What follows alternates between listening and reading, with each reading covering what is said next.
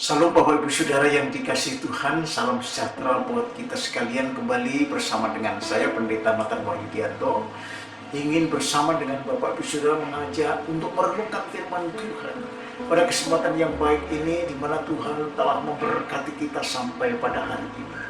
Bapak Ibu Saudara yang dikasihi Tuhan, saya rindu kita semua bersama-sama untuk membuka Alkitab kita yang terdapat di dalam Yohanes pasal 9 ayat yang keempat, yang berbunyi demikian buat saudara dan saya. Kita harus mengerjakan pekerjaan Dia yang mengutus aku.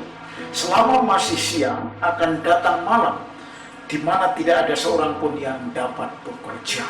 Bapak Ibu Saudara yang dikasihi Tuhan, ayat ini berbicara tentang satu perikop ketika Tuhan Yesus memulihkan mata orang buta sejak lahirnya.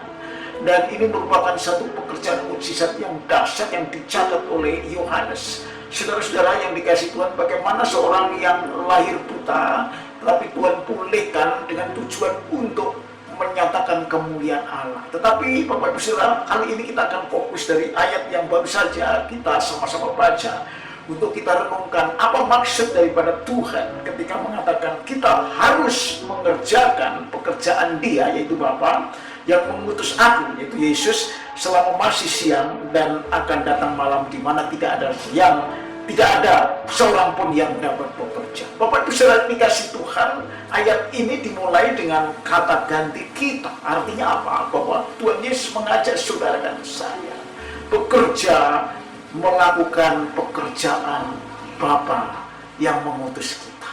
Oleh karena itu Bapak Ibu Saudara, itu yang penting. Saudara datang ke dunia ini diutus oleh Tuhan untuk melakukan kehendak-Nya. Karena itu ketika saudara diutus oleh Tuhan di dunia ini, tentu ada hal yang perlu kita perhatikan. Dan kata kunci yang Tuhan ingatkan untuk menjadi perhatian kita ketika kita diutus selama ada di dunia adalah selama masih siang akan datang malam, di mana tidak ada seorang pun yang dapat bekerja. Jadi kata yang kita garis bawahi untuk menjadi renungan kita, untuk menjadi fokus dalam pembahasan bagaimana kita mengerjakan kehendak Allah adalah waktu yang sangat terbatas. Saudara-saudara, kalau kita berbicara tentang siang, maka kita juga berbicara tentang malam. Dan pada umumnya tentu pada waktu zamannya Tuhan Yesus, saya pikir bahwa siang itu adalah waktu di mana orang bekerja, sedangkan malam adalah waktu di mana orang beristirahat. Kalau sekarang mungkin ada yang bekerja bisa sampai larut malam karena teknologi dan keadaan yang memungkinkan. Tetapi pada umumnya orang sebagian besar bekerja pada siang hari dan malam istirahat. Karena itu yang diatur Tuhan kepada manusia, supaya manusia bisa bekerja dengan tertib teratur sehingga dia bisa menjaga kondisi yang prima. Bapak Ibu Saudara yang dikasihi Tuhan, ada 3 hal penting dari kata selama siang masih ada dan malam belum tiba. Maka berbicara tentang 3 hal. Yang pertama, kalau saudara sekarang ada di dalam waktu siang, maka saudara adalah masih diberi kesempatan oleh Tuhan untuk melakukan pekerjaannya di siang hari. Artinya apa Bapak Ibu Saudara? Mari kita gunakan waktu yang Tuhan berikan buat saudara. Sebentar lagi datang malam, dan malam tidak lagi kita bisa bekerja. Artinya ada waktu di mana kita harus bekerja, ada waktu kita di mana kita harus beristirahat. Dan itulah yang Tuhan mau. Oleh karena itu, mari saudara, apa yang harus kita kerjakan dengan waktu yang terbatas ini? Di dalam Efesus pasal 5 ayat yang ke-16 yang saya akan bacakan buat saudara dan saya berbunyi demikian. Dan pergunakanlah waktu yang ada. Artinya pergunakanlah siang yang ada, yang saudara nikmati hari ini. Seumur saudara di mana siang itu menjadi waktu untuk bekerja bagi Tuhan. Karena hari-hari ini adalah jahat. Saudara, kita tidak bisa mengatur waktu dalam persisnya seperti apa. Kita hanya bisa mempergunakan waktu. Karena waktu itu Tuhan sebenarnya yang menentukan sampai kapan kita berada di bumi ini. Tetapi kita hanya bisa mempergunakan kesempatan yang baik.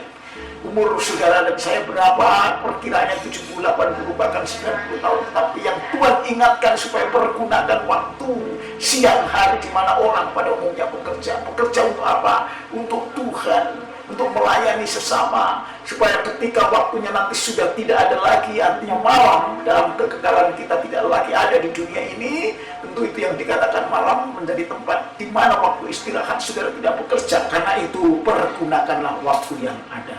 Hari-hari ini adalah jahat. Saudara, ini memperingatkan kepada saudara dan saya ketika Tuhan mengatakan siang hari adalah siang yang jahat, karena semua manusia keluar untuk melakukan aktivitas, tidak semua anak Tuhan, dan mereka bisa mempengaruhi kita. Dunia ini memang sedang dalam keadaan yang jahat karena dikuasai oleh syaitan. Oleh karena itu, mari kita gunakan waktu dengan sebaik-baiknya.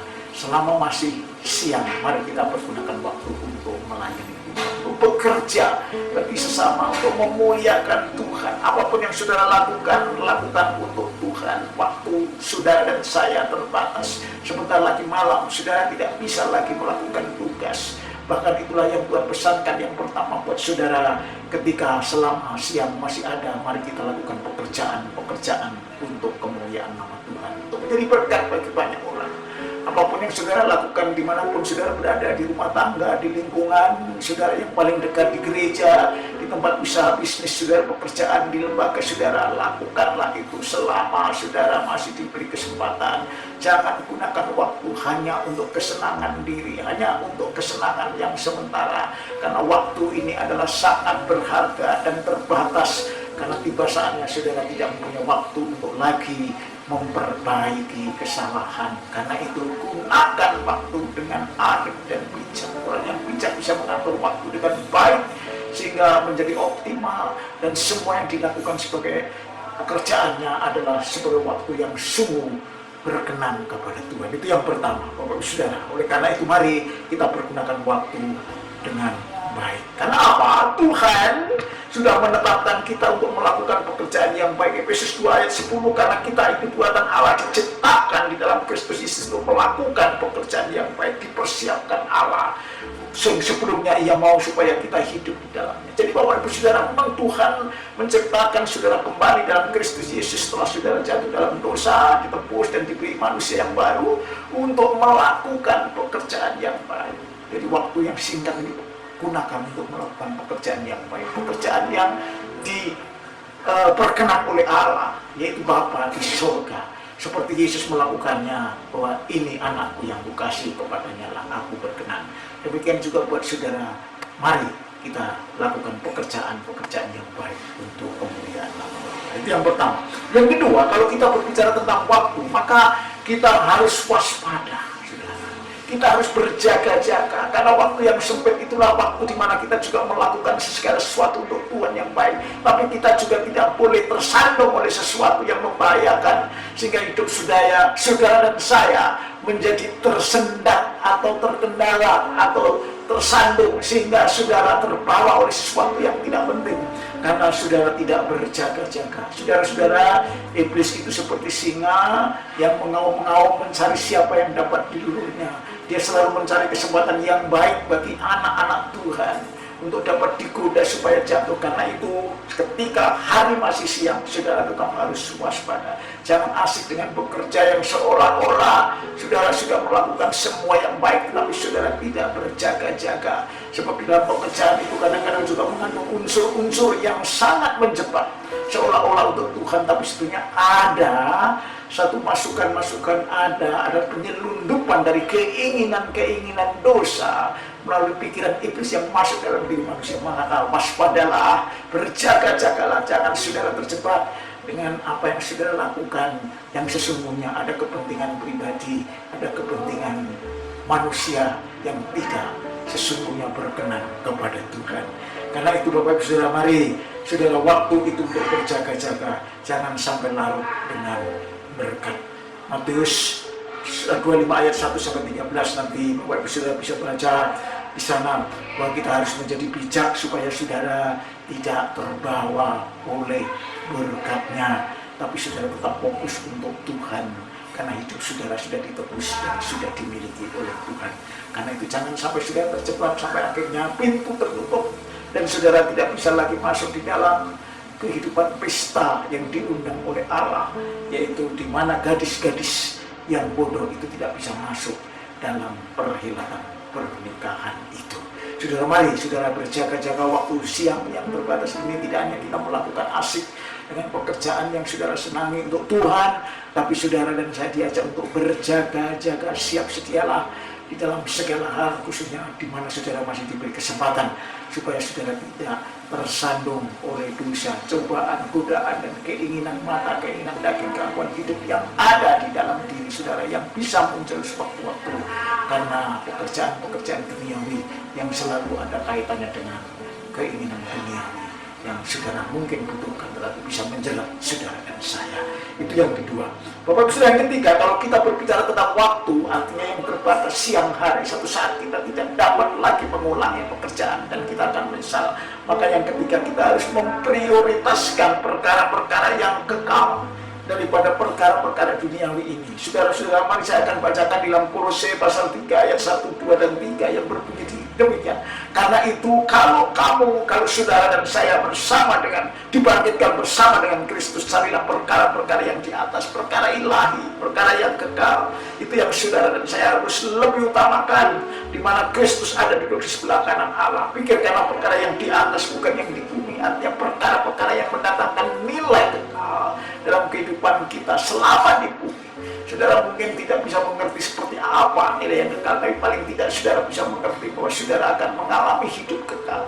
Dan semua yang ada di dunia ini hampir bisa dikatakan adalah lambang, simbol dari apa yang akan datang. Makanya kita harus maknai bahwa ketika kita berinteraksi dengan dunia luar, kita harus mencari nilainya dari apa yang Tuhan katakan tentang peristiwa, tentang apa yang saudara alami, bahwa di balik semua itu ada nilai kebenaran firman Tuhan, yaitu tentang kekekalan di dalam kehidupan saudara. Oleh karena itu, kalau saudara berbicara tentang berkat, saudara harus bisa menilai berkat jasmani untuk tubuh saudara, maka saudara harus ubahkan menjadi berkat yang kekal. Berkat kesehatan yang saudara menjadi kuat, bukan kuat untuk mengalahkan orang lain, bukan pintar untuk mengatasi orang yang bodoh, tetapi saudara justru harus menjadi berkat bagi mereka yang memerlukan pertolongan melalui kekuatan, mulai apa yang saudara terima dari Tuhan yang bisa dipandang lebih dari orang lain. Karena itulah nilai yang saudara harus peroleh.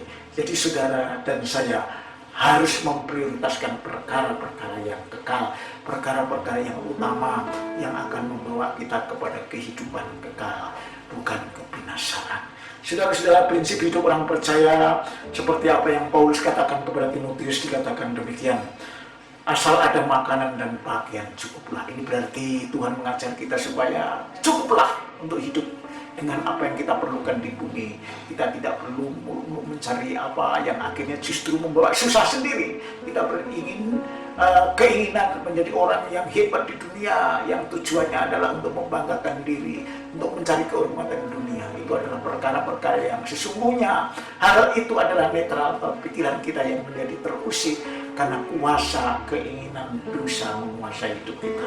Karena itu dasarnya asal ada makanan dan pakaian, cukuplah. Oleh karena itu mari kita prioritaskan perkara-perkara yang utama, yang ilahi, yang daripada Tuhan, perkara yang mempunyai nilai kekekalan dalam hidup yang akan datang, supaya satu saat ketika saudara nanti berjumpa dengan Tuhan, tidak menyesal, tapi saudara akan mengalami satu perkataan sambutan Tuhan buat saudara. Hei hambaku yang setia dan baik, masuklah dalam kebahagiaan bersama dengan Tuhan. Kiranya firman Tuhan memberkati saudara sekalian, bahwa kesempatan itu terbatas. Mari digunakan dengan arif dan bijak, bahwa selama kita masih hidup dalam siang hari, maka jangan larut dengan berkat, tapi tetap berjaga-jaga dan waspadalah, supaya saudara tidak tergoda dan jatuh dalam pencobaan. Yang ketiga, mari kita prioritaskan apa yang utama, apa yang lebih daripada sekedar apa yang kita inginkan, yaitu perkara-perkara yang kekal, di mana Kristus ada di sebelah kanan Allah Bapa. Firman Tuhan memberkati saudara dan saya. Haleluya. Amin.